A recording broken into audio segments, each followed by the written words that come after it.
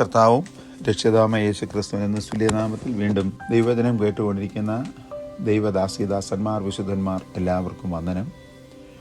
രാജകീയ പുരോഹിതവർഗം എന്നുള്ള വിഷയത്തെ മുൻനിർത്തിക്കൊണ്ട് പത്രോസ് 1:2-9 പുതിയ നിയമത്തിലെ രാജകീയ പൗരോഹിത്യവർഗത്തിന് ദൈവം കൊടുത്തിരിക്കുന്ന ഭാഗ്യകരമായ അവസ്ഥ. അവർ വെള്ളി കൊണ്ടും ആട്ടുകൊറ്റൻ്റെ കൊമ്പ് കൊണ്ടും വ്യത്യസ്ത കാഹളങ്ങൾ ഉണ്ടാക്കി സഭയെ കൂട്ടിവരുത്തുകയും സഭയെ പുറപ്പെടുവിക്കുകയും അവരുടെ ദേശത്തിൽ നടക്കുന്ന ഉത്സവങ്ങളുടെ വിളംബരങ്ങൾ അറിയിക്കുകയും ചെയ്തപ്പോൾ പുതിയ നിയമ ദൈവസഭ ക്രിസ്തുയേശു കൂടെ ലഭിച്ചിരിക്കുന്ന ആ നിയോഗം കാഹളം പോലെ ജനത്തെ അറിയിച്ച് കൂട്ടിവരുത്തുകയും താമസമിന ഈ കൂടി വന്നുകൊണ്ടിരിക്കുന്ന ജനം നമ്മളുടെ അരിമനാഥനായ ക്രിസ്തുവിനെ കാണുവാൻ അന്ത്യകാഹളം മുഴക്കപ്പെട്ട് സ്വർഗത്തിലേക്ക് എടുക്കപ്പെടുകയും ചെയ്യും. അതിനെ താരതമ്യം ചെയ്തുകൊണ്ടാണ് നാം ഇപ്പോൾ പഠിച്ചുകൊണ്ടിരിക്കുന്നതും ചിന്തിച്ചുകൊണ്ടിരിക്കുന്നതും ശ്രവിച്ചുകൊണ്ടിരിക്കുന്നതും. എല്ലാവർക്കും ഒരിക്കൽ കൂടെ വന്നിന് തുടരാം. ലേവ്യ പൗരോഹിത്യ ജനത്തിൻ്റെ പാളയം, അതിൻ്റെ ക്രമം, അവരുടെ യാത്ര, മരുഭൂമിയിൽ കൂടെയുള്ള അവരുടെ യാത്രയുടെ അഥവാ പ്രയാണത്തിൻ്റെ ഒരു വാനനിരീക്ഷണം, ഒരു ഏറിയൽ വ്യൂ എടുത്ത് അത് ശ്രദ്ധിച്ചാൽ ആരും അത്ഭുതപ്പെട്ടു പോകുന്ന വിധത്തിൽ അച്ചടക്കത്തോടും അഴകോടും ചന്തവുമായിരുന്നു അവരുടെ യാത്ര. വഴിയിൽ മാർക്ക് ചെയ്തിട്ടില്ല, കോൺക്രീറ്റ് ചെയ്ത വഴിയേ അല്ല, യഥേഷ്ടം വിസ്തൃതമായി കിടക്കുന്ന മരുഭൂമി, നോക്കിയാൽ കണ്ണെത്താത്ത വിധത്തിൽ വിസ്തൃതമായി കിടക്കുന്ന പാഴ്മരുഭൂമി, അതിൽ കൂടെയാണ് അവർ യാത്ര ചെയ്യുന്നത്. എത്ര അത്ഭുതകരമായിരുന്നു അവരുടെ യാത്ര! അത് പുതിയ നിയമ രാജകീയ പുരോഹിതവർഗത്തിൻ്റെ ആത്മീയമായ യാത്രയുമായി ഒന്ന് താരതമ്യം ചെയ്യുക. യോസേഫിൻ്റെ 2 മക്കളായിരുന്ന മനശ്ശെയും എഫ്രൈമിനെയും ചേർത്ത് യാക്കോബിൽ നിന്നുള്ള 13 ഗോത്രങ്ങൾ, ലേവി ഗോത്രം അവരുടെ 3ാമത്തെ ഗോത്രമാണ്. അവരെ മാറ്റി നിർത്തി, അവരെ എണ്ണരുത്, അവരുടെ സംഖ്യ എടുക്കരുത്. മറ്റു ഗോത്രങ്ങൾ വാഗ്ദത്തദേശത്ത് ചെന്ന ശേഷം അവിടെയുള്ള രാജ്യങ്ങളെ പിടിച്ചടക്കി വിഭജിച്ചു കൊടുക്കുമ്പോൾ ലേവി ഗോത്രത്തിന് അങ്ങനെ അവകാശവാദങ്ങൾ പ്രമാണം എഴുതി കൊടുക്കരുത്. അവർക്ക് യോർദാൻ്റെ കിഴക്കും യോർദാന് പടിഞ്ഞാറും 6 സങ്കേത നഗരങ്ങളും ആലയത്തോടുള്ള ബന്ധത്തിലുള്ള ശുശ്രൂഷകളും മാത്രമായിരുന്നു കൊടുത്തിരുന്നത്. അപ്പോൾ ലേവി ഗോത്രത്തെ ഒഴിച്ചു നിർത്തി യോസെഫിൻ്റെ 2 മക്കളാകുന്ന മനശ്ശെയും എഫ്രൈമിനെയും ചേർത്ത് ഇസ്രായേൽ ജനങ്ങളുടെ കൂട്ടത്തിൽ 13 ഗോത്രങ്ങൾ. ഉൽപ്പത്തി പുസ്തകം 41-ാം അധ്യായം 51-ഉം 52-ഉം 48-ാം അധ്യായം 13 വാക്യങ്ങൾ വായിച്ചാൽ യോസേഫിൻ്റെ 2 മക്കളുടെ ചരിത്രം കാണുവാൻ കഴിയും. ഇവരിൽ പുരോഹിത ഗോത്രമായി ലേവിയെ വേർതിരിച്ചതിനാൽ പിതൃഗോത്രമായി എണ്ണിയില്ല. രൂബേൻ മുതൽ മനാശെ വരെയുള്ള ഗോത്രങ്ങളെ പിതൃഗോത്രമായി എണ്ണിയതുപോലെ ലേവി ഗോത്രത്തെ എണ്ണിയില്ല. സംഖ്യാപുസ്തകം 47 മുതൽ 54 വരെയുള്ള വാക്യങ്ങൾ 2-ാം അധ്യായം. ശേഷിച്ച 12 ഗോത്രങ്ങളുടെയും പേർ വഴി സെൻസസ് എടുത്തു, പേര് ചാർത്തി. അവർ യുദ്ധത്തിന് പ്രാപ്തരായി 20 വയസ്സ് മുതൽ മേലോട്ട് എണ്ണപ്പെട്ടവർ മൊത്തത്തിൽ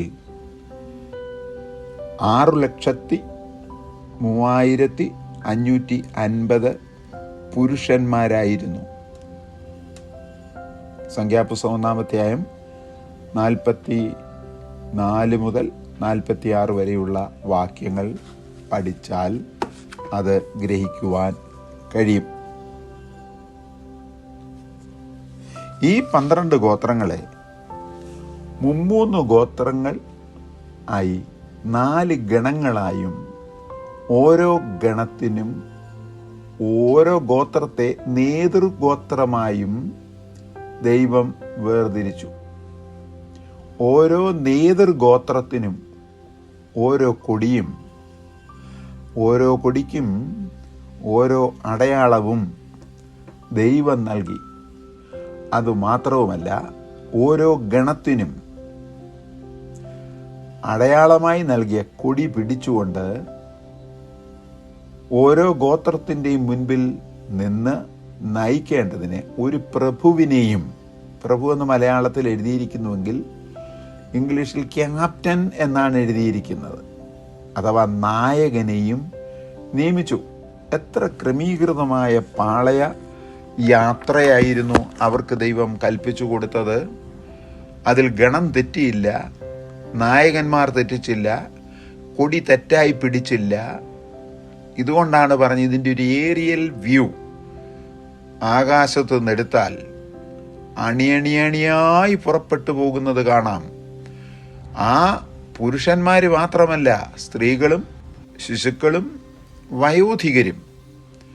ദൈവത്തിന് സ്തോത്രം. ഒരു പാളയത്തിൽ നിന്ന് പുറപ്പെട്ട് അടുത്ത പാളയമടിക്കേണ്ട സ്ഥലം 10 കിലോമീറ്റർ ആകുന്നെങ്കിൽ 10 കിലോമീറ്ററും ഇടയ്ക്ക് നിൽക്കാതെ ഇവർ ഒരുപോലെ യാത്ര ചെയ്യുകയാണ്, ക്ഷീണിക്കാതെ,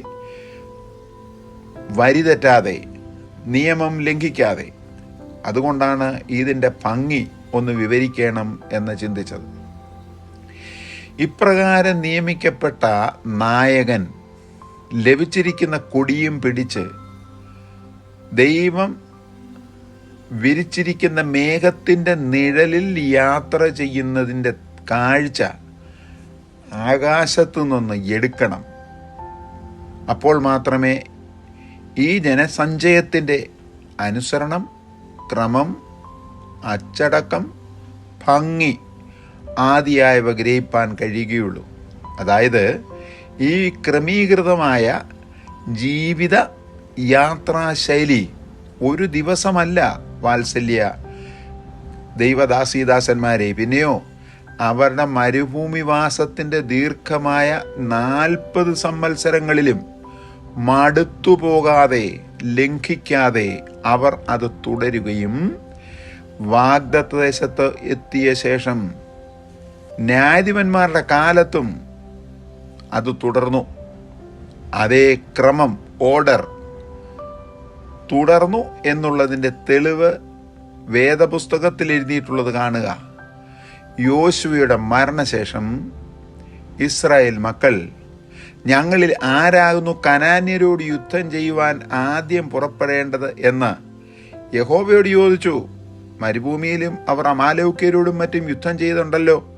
വാഗ്ദത്തദേശം വന്നപ്പോൾ ഇപ്പോൾ മേഘം മുകളിലില്ല, നിയമങ്ങൾ അനുസരിച്ച് പോകണമെന്ന് അവിടെ എഴുതിയിട്ടില്ല, കൊടി പിടിപ്പാൻ ആരെയും പ്രഭുക്കന്മാരെ ആക്കിയിട്ടില്ല, ഗണമായും ഗോത്രമായും വേർതിരിച്ചിട്ടില്ല.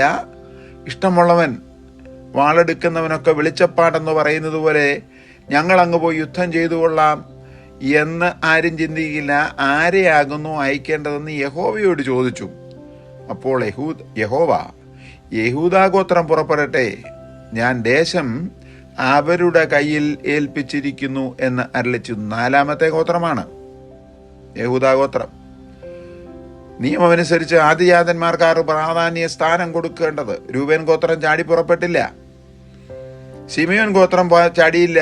ഒന്നാമൻ എഴുത്തോല, 2ാമൻ രാജാവ്, 3ാമൻ. ഇങ്ങനെ നാട്ടിൽ പഴഞ്ചൊല്ലുണ്ടല്ലോ, ഞാൻ പൊക്കോളാം. ഒരു വ്യക്തി പോലും അഹങ്കാരം കാണിച്ച് പുറപ്പെട്ടില്ല. ന്യായാധിപന്മാരുടെ പുസ്തകം 1-ാം അധ്യായം 1-2. അവരുടെ യാത്രയുടെ ക്രമം നോക്കുക. എല്ലാം ചന്തവും ഉചിതവുമായി മരുഭൂമിയിൽ. അങ്ങനെയാകുന്നുവെങ്കിൽ ആത്മീയ മരുഭൂമിയിൽ ഇന്ന് ആത്മീയ യാത്ര ചെയ്തുകൊണ്ട് സ്വർഗസിയോനിലേക്ക് പോയിക്കൊണ്ടിരിക്കുന്ന ദൈവജനങ്ങളുടെ നടുവിൽ രാജകീയ പുരോഹിതവർഗമല്ലേ? സാധാരണ ജനങ്ങൾ നടക്കുന്നത് പോലെ പ്രഭുക്കന്മാർ നടക്കുകയില്ല, പ്രഭുക്കന്മാർ നടക്കുന്നത് പോലെ രാജാവ് നടക്കുകയില്ല, സാധാരണ ജനം നടക്കുന്നത് പോലെ പുരോഹിതൻ താന്തോന്നികളായി നടക്കുകയില്ല, വേലി ചാടുകയില്ല, കൊമ്പ് കോർത്ത് ചാകുകയില്ല. എല്ലാറ്റിനും ഒരു നിയമമുണ്ട് എങ്കിൽ ഇതാ നാം പുതിയ നിയമസഭയെ രാജകീയ പുരോഹിതവർഗമെന്ന് വിശേഷിപ്പിക്കുന്നു എങ്കിൽ നാം പഴയ നിയമ ഇസ്രയേൽ നടന്നതിനേക്കാൾ ഭംഗിയായി ക്രമീകൃതമായി നടക്കുവാൻ ബാധ്യസ്ഥരാണ് എന്ന് മറന്നു പോകരുത്. അവരുടെ യാത്രയുടെ ക്രമം അധ്യായം 2, 1 മുതൽ 9 വരെയുള്ള വാക്യങ്ങൾ സംഖ്യാപുസ്തകമാണ്. ഒന്നാമത്തെ ഗണം യഹൂദ, ഇസ്സാഖാർ, സെബുലൂൻ. വാക്യങ്ങൾ നിരത്തി വയ്ക്കുകയാണ്. സംഖ്യാപുസ്തകം 2-ാം അധ്യായം 1 മുതൽ 9 വരെയുള്ള വാക്യങ്ങൾ. ഓരോ ഗോത്രത്തിലും എണ്ണപ്പെട്ടവരും അവരുടെ നായകന്മാരും. 1 യഹൂദ ഗോത്രം എണ്ണപ്പെട്ടവർ 74,600 പേർ. സംഖ്യാപുസ്തകം 2-ാം അധ്യായം 4-ാമത്തെ വാക്യം. അവരുടെ നായകൻ അഥവാ ക്യാപ്റ്റൻ അമ്മീനാദാബിന്റെ മകൻ നഹശോൻ. അധ്യായം 2-3. അവരോട് ചേർന്ന് പോകേണ്ട ഇസ്സാഖാർ ഗോത്രം എണ്ണപ്പെട്ടവർ 54,400 പേർ. അധ്യായം 2-7. സെബുലൂൻ ഗോത്രം എണ്ണപ്പെട്ടവർ 57,400 പേർ. അധ്യായം 2-9. ഒന്നാം ഗണത്തിൽ ആകെ സംഖ്യ 1,86,400 പേർ. ഇത് കണക്ക് പഠിപ്പിക്കാനല്ല. ഇന്ന് 100 പേരുള്ള ഒരു സഭ എങ്ങനെ പോകുന്നു എന്നൊന്ന് ചിന്തിച്ചിട്ട് 1,86,400 പേർ എങ്ങനെ പോയി എന്നുകൂടെ ഒന്ന് നോക്കണം. ഇന്നത്തെ ആത്മീയ സഭയിൽ എന്തെല്ലാം ക്രമങ്ങളുണ്ട്, ക്രമവിരുദ്ധമായ സംഗതികളുണ്ട്. ഇവരുടെ കൊടിയടയാളം സിംഹം ആകുന്നു എന്ന് അനുമാനിക്കുന്നു.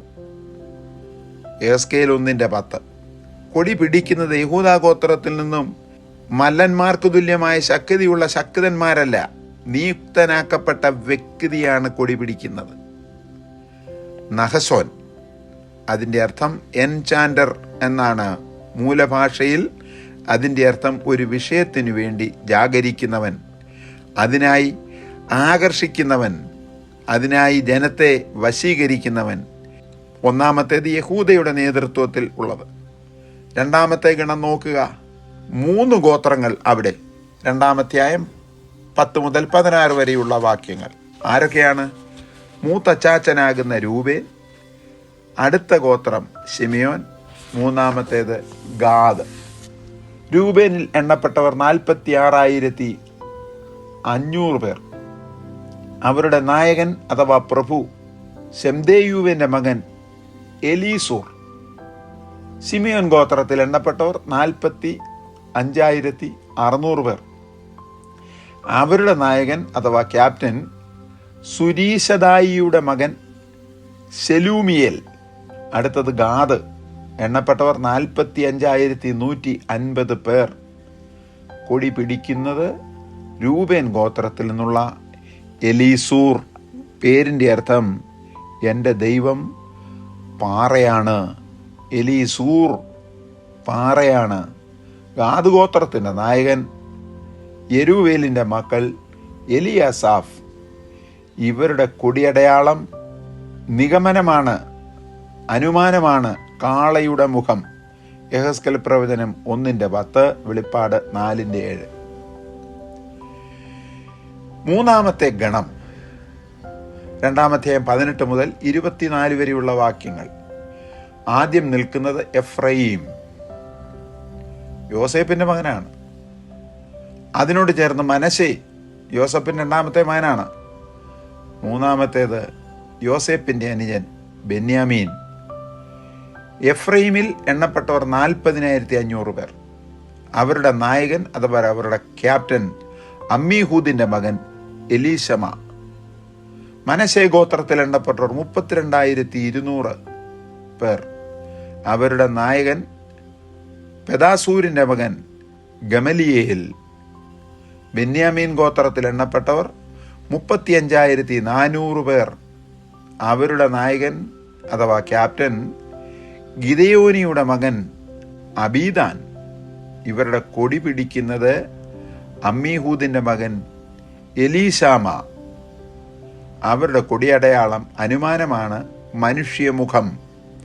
എസ്കേൽ 1:10, വെളിപ്പാട് 4:7. ഇന്ന് 100 വിശ്വാസികളുള്ള സഭയിലെ ഒരു ശുശ്രൂഷകന്റെ അഹങ്കാരവും ഗമയും ഒന്ന് നോക്കണം. കൊടിയടയാളവും വേണ്ട, കൊടിയും വേണ്ട. നടക്കുന്ന നടപ്പ് കണ്ടാൽ ആദ്യത്തെ ഒരു വർഷമൊക്കെ നന്നായിരിക്കും, രണ്ടാം വർഷം കലങ്ങിക്കിടക്കും, മൂന്നാമത്തെ വർഷം ചെളി നിറഞ്ഞിരിക്കും, വയ്യായി എന്നും പറഞ്ഞു പോകും. ഇത് 40 സംവത്സരങ്ങൾ യാതൊരു ക്രമക്കേടുമില്ലാതെ പരിപാലിച്ചു. രാജകീയ പുരോഹിതവർഗം അങ്ങനെയാവുന്നെങ്കിൽ എത്ര ക്രമീകൃതമായി ദൈവസഭ മുന്നോട്ട് പോകണം. 4-ാമത്തെ ഗണം, സംഖ്യാപുസ്തകം 2-25 മുതൽ 31 വരെയുള്ള വാക്യങ്ങൾ ആരെല്ലാമാണ്? Dan, Asher, Naphtali. ദാനിൽ എണ്ണപ്പെട്ടവർ 62,700 പേർ. അവരുടെ നായകൻ അഥവാ ക്യാപ്റ്റൻ അമ്മീശദ്ദായിയുടെ മകൻ അഹിയേൽ. അടുത്തത് ആശേർ. സ്തോത്രം. എണ്ണപ്പെട്ടവർ 41,500 പേർ. അവരുടെ നായകൻ ഒക്രാന്റെ മകൻ പഗിയേൽ. മൂന്നാമത് നഫ്താലി. എണ്ണപ്പെട്ടവർ 53,400 പേർ. അവരുടെ നായകൻ അഥവാ ക്യാപ്റ്റൻ ഏനാന്റെ മകൻ അഹീര. ഇവരുടെ കൊടി പിടിക്കുന്നത് അമ്മിശദ്ദായിയുടെ മകൻ അഫിയേൽ. ഇവരുടെ കൊടിയടയാളം അനുമാനമാണ് കഴുകൻ. യഹസ്കേൽ 1:10, വെളിപ്പാട് പുസ്തകം 4:7. അവരുടെ പാളയത്തിൻ്റെ ക്രമീകരണം കണ്ട് കുളിർ കോരിയിടുന്നു. ഏറ്റവും മുൻപിൽ യഹൂദ സിംഹത്തിൻ്റെ മുഖവും പിടിച്ചുകൊണ്ട്. സ്തോത്രം. ആരാധനക്കാരൻ ഏറ്റവും മുൻപിൽ, ഏറ്റവും പുറകിൽ. ശ്രദ്ധിക്കുക, നഫ്താലി.